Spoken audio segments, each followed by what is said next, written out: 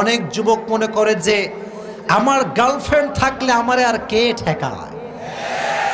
তোর গার্লফ্রেন্ড আছে বলে তোর জীবনটা খালি প্যারা আর প্যারা, চিল বলতে কিচ্ছু নয়। যে যুবকটা আজ অব্দি সিঙ্গেল তারে বলেন, দাঁত কেলায় হাসবে, বলে বেটা কি বলিস তুই, আমি তো পুরো চিল আর চিল আর চিল। I don't have GF, that means I don't have any kind of প্যারা, ঠিক কিনা?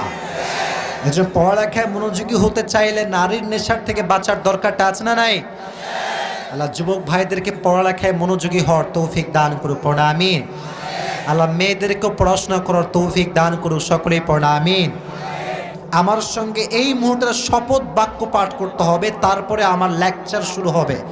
শপথ বাক্য পাঠ করার জন্য are you ready? Are you ready all?